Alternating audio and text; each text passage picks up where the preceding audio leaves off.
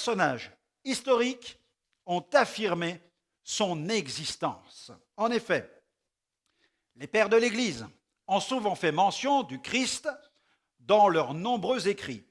Eusèbe, Ignace, Irénée, Justin, Origène, Polycarpe, Tertullien et d'autres encore évoquèrent cette réalité du Christ et de la foi chrétienne. De nombreuses figures historiques ont évoqué l'existence, la nature et l'œuvre de Jésus. Et sur cette question, il faut noter un point important. Ceux qui ont donné ces témoignages n'étaient pas tous chrétiens. Certains étaient même hostiles à la foi, ce qui renforce d'ailleurs leur déclaration. Un témoignage frappant est celui de Flavius Joseph en l'an 37 de notre ère. Cet homme fut historien et pharisien. Voici ce qu'il déclare au sujet de Jésus. Vers le même temps vint Jésus, homme sage, si toutefois il faut l'appeler un homme, car il était un faiseur de miracles et le maître des hommes qui reçoivent avec joie la vérité. Il attira à lui beaucoup de Juifs et beaucoup de Grecs, c'était le Christ. Et cet homme, eh bien, Flavius Joseph, a même ajouté que ce groupe des chrétiens ne serait pas prêt de disparaître. Et il ne s'est pas trompé.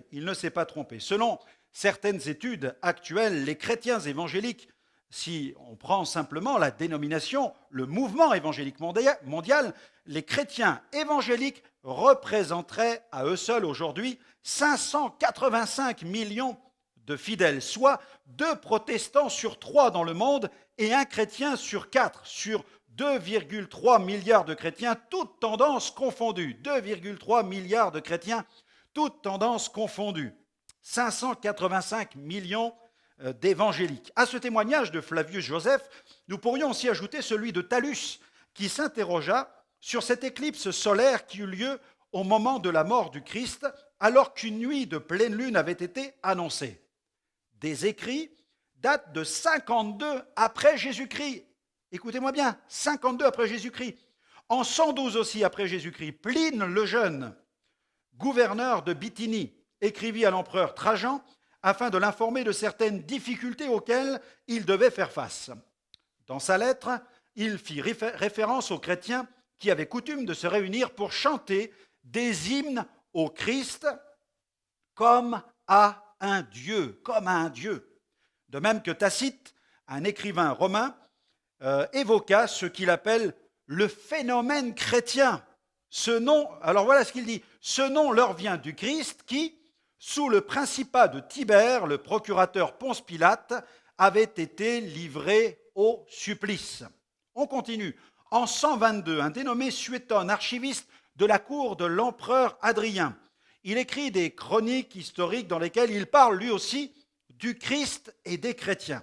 Voici un de ses récits. Comme les Juifs se soulevaient continuellement à l'instigation d'un certain Chrestos, il les chassa de Rome. On livra au supplice les chrétiens, sorte de gens adonnés à une superstition nouvelle et dangereuse. Et cette fois, dans le seul vrai Dieu, au milieu d'une société qui entretenait un culte à une multitude d'idoles, devenait subversive.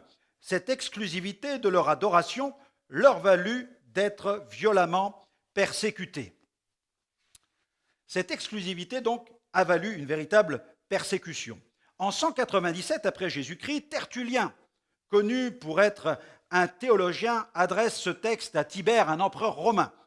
Il dit « Tibère, sous le règne de qui le nom de chrétien a fait son entrée dans le monde, soumis au Sénat, les faits qu'on lui avait annoncés de Syrie-Palestine, faits qui avaient révélé là-bas la vérité sur la divinité du Christ. » Poursuivons notre étude. Jésus est vraiment le Messie. Jésus est vraiment le Messie.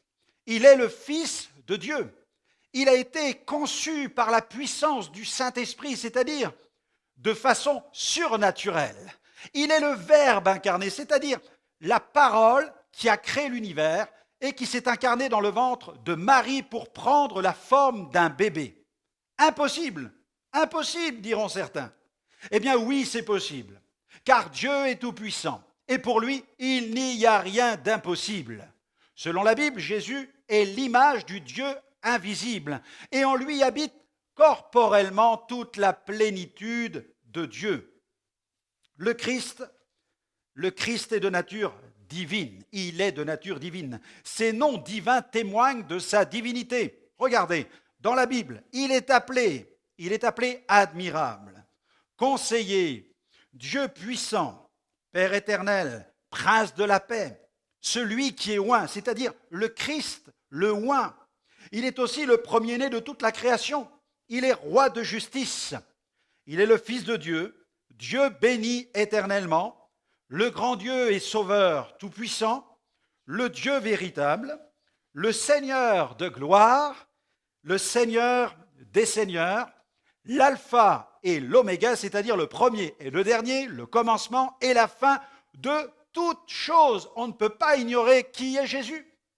Les fonctions même aussi de Jésus. Nous avons vu ses noms, mais aussi ses fonctions.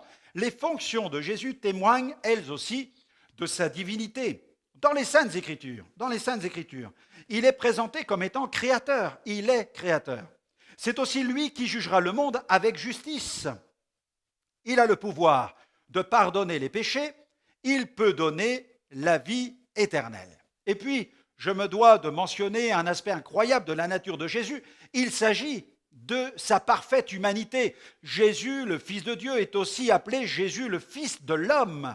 La Bible nous enseigne qu'il parut comme un vrai homme. Il est venu sous les traits d'un petit enfant, sous les traits d'un nourrisson. Il a grandi au sein d'une famille dont le père était un artisan.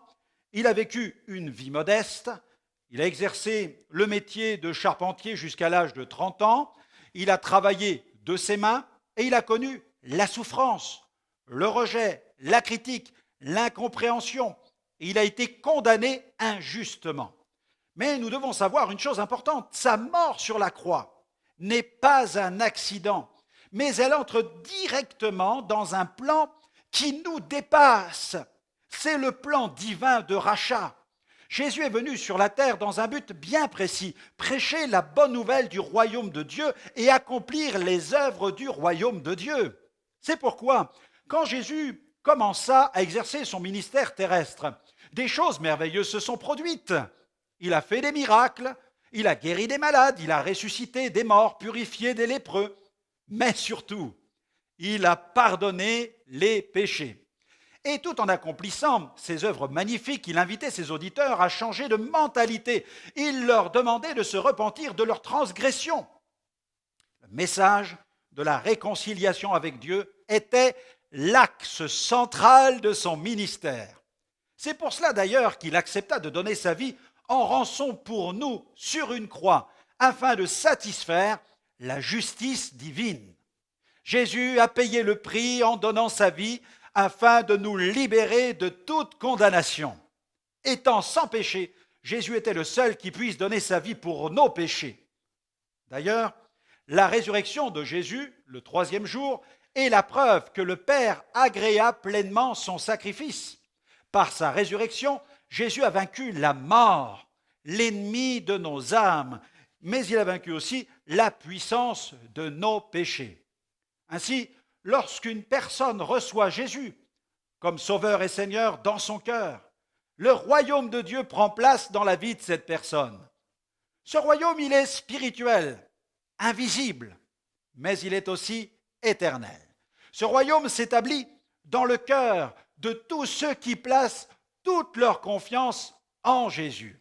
C'est en recevant Jésus, le Messie, que le règne de Dieu prend place dans votre vie. Voulez-vous que ce royaume prenne place dans votre cœur? Eh bien, c'est simple. Il vous suffit de décider d'abandonner votre vie à Jésus. Et c'est possible de le vivre maintenant.